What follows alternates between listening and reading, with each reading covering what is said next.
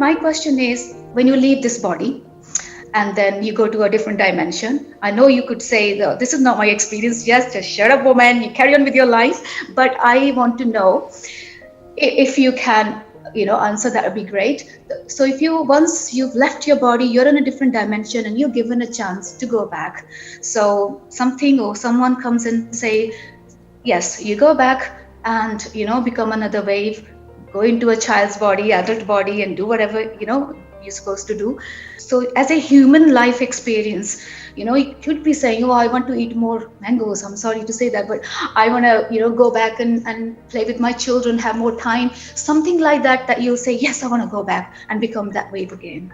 You're talking about what happens after death, because there are a lot of assumptions in this question of yours, that you're assuming कि भाई जब हम इस body को छोड़ते हैं तो हम एक ऐसे डायमेंशन में चले जाते हैं जहाँ पर जाने के बाद भी हम होते हैं और कोई आ करके हमसे पूछता है, फिर हम वापस आते हैं. तो ये आना और जाना इस क्वेश्चन के अंदर है कि मतलब पहले हम जाते हैं, दैट मीन्स डेथ, और फिर हम वापस आते हैं, दैट मीन्स बर्थ. तो ये जो कॉन्सेप्ट्स हैं, these concepts of birth and death, are they real या फिर ये हमारी ही अपनी एक इमेजिनेशन है जो हमने बनाई हुई है. और मे बी लोग इसलिए ये इमेजिन करते हैं, या तो उनकी लाइफ अभी करंट जो है वो बहुत ही ख़राब होती है, तो वो ये इमेजिन करने लग जाते हैं कि शायद मरने के बाद एक हेवन होगा जहाँ पर मेरी लाइफ बहुत अच्छी होगी.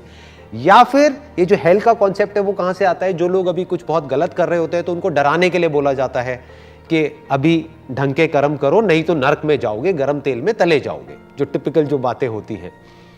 तो इन कॉन्सेप्ट्स को, दीज आर जस्ट बिलीव्स. तो अब बात आती है what is death, what is life.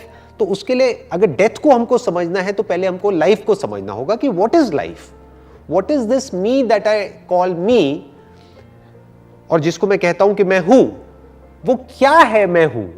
उस लेवल पे जो आप एक्चुअल में हो, जो मैं एक्चुअल में हूं, उस लेवल पे कोई डिवीजन नहीं है, कोई सेपरेशन नहीं है. ये जो कॉन्सेप्ट्स हैं बर्थ और डेथ, ये सब वहां पर नहीं एग्जिस्ट करते हैं. मतलब इन रियलिटी जब मैं मरूंगा ही नहीं तो मैं दोबारा से पैदा कहां से होऊंगा. ये कॉन्सेप्ट ऑफ रीबर्थ आया कहां से? हुआ क्या है कि कुछ बुक्स हैं जिसमें हमने पढ़ लिया है, वहां पर एज एन एग्जाम्पल दिया था, जैसे कि हम कपड़े बदलते हैं, रोज कपड़े बदलते हैं, ऐसी जो आत्मा है वो शरीर बदलती है.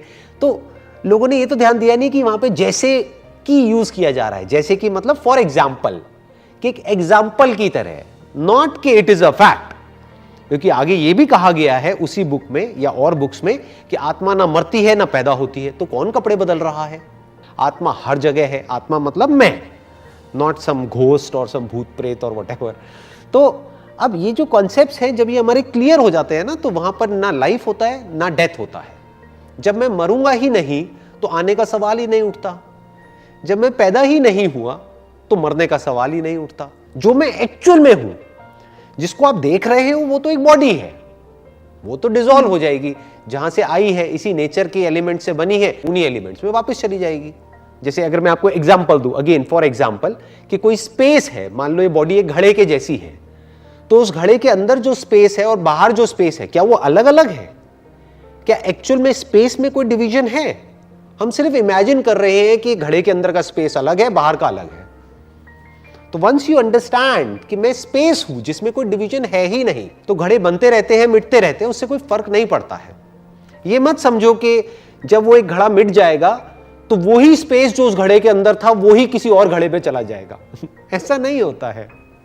ये जो कॉन्सेप्ट्स है ना, जब ये हमारे क्लियर हो जाते हैं तो ये वाले जो सारे थॉट्स हैं ये हमारे अंदर आने बंद हो जाते हैं कि मरने के बाद क्या होता है, वापस आते हैं, नहीं आते हैं. फिर जो कुछ होता है अभी होता है, यही होता है.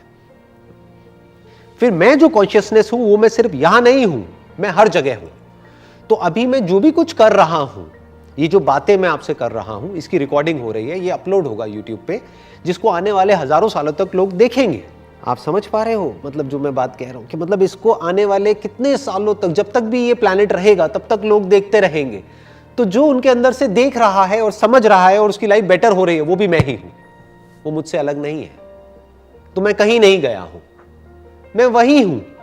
अगर कहीं किसी पहाड़ पे कोई बच्चा है जो आने वाले 500 साल बाद, 1000 साल बाद बैठ करके मोबाइल पे या कहीं पे, उस वक्त पता नहीं मोबाइल होगा या क्या होगा, हो सकता है कोई चिप हो जो हमारी ब्रेन में हो और वो आंख बंद करे और उसको मैं दिख रहा हूं, ये सब वीडियोस दिख रही हो। तो जैसे भी वो इन बातों को सुन रहा होगा, जैसे भी वो फील कर रहा होगा और उसको बेटर, वो मुझे ही हो रहा है, because I am that consciousness. तो ये जैसे जैसे हमारी अंडरस्टैंडिंग क्लियर होती चली जाती है ना, तो फिर ये सेपरेशन खत्म हो जाता है। सोल कहीं पर नहीं होता है, it is not somewhere, it is everywhere. Space, like this space, it is not somewhere, it is everywhere, and space is space. UK में अभी आप हो, मैं इंडिया में हूं, तो स्पेस इज स्पेस। स्पेस में कोई फर्क नहीं है, ये नहीं है यूके का स्पेस अलग है, इंडिया का अलग है। Space is space, water is water, आप समझ रहे हो, एयर इज एयर। ऐसे ही कॉन्शियसनेस इज कॉन्शियसनेस, और उसमें आपकी कॉन्शियसनेस या मेरी कॉन्शियसनेस नहीं है, ये हम थॉट के लेवल पे कब्जा करते हैं अपनी इस कॉन्शियसनेस पे। हमें ये लगने लग जाता है कि मैं सिर्फ यहीं पर हूं, अब मैं इस बॉडी से निकल गया हूं, अब मैं कहीं और हूं, अब मैं फिर यहां आ गया। तो ये क्या है, एक लिमिटेड सेंस ऑफ सेल्फ है, which is an illusion, which is not a reality. Awakening means to see that there is no separation of any kind whatsoever. Neither at the level of body, दिख रहा है separation, but actual में कहीं नहीं है। जैसे एक नदी बह रही है, उसमें एक लहर अलग दिख रही है उस नदी से, but actual में अलग नहीं है, वो उसी नदी का पार्ट है। That is water, and उसकी सेपरेट कोई एग्जिस्टेंस नहीं है, कोई इंडिपेंडेंट एग्जिस्टेंस नहीं है। तो जब है ही नहीं तो वापस आने का सवाल ही नहीं उठता है। जब वो लहर पानी में मिल गई तो क्या हमको ये लग रहा है कि उस लहर का कुछ बचा रह गया है जो दोबारा से किसी और लहर में आएगा? आप समझ रहे हो मेरी बात? हाँ, ऐसे जब डीपली आप समझते हो तो हमको ये जो फंडे हैं, हमारे जो कॉन्सेप्ट्स हैं, वो क्लियर हो जाते हैं। फिर अब सवाल उठता है कि अब वापस आना ही क्यों है? Why do I want to come back again? क्यों आना है? क्योंकि ऐसा लगता है कि शायद कुछ बाकी रह गया है। कुछ बाकी छोड़ना ही क्यों है? You are getting where I am coming from? कुछ बाकी छोड़ना ही क्यों है? ये एक लाइफ है ना, जो भी कुछ हो सकता है वो सब कुछ कर देना है, कुछ बचा के क्यों रखना है? अगर किसी को प्यार करना है तो कर देना है ना, उसको बचा के क्यों रखना है? कल पे कुछ छोड़ना ही क्यों है?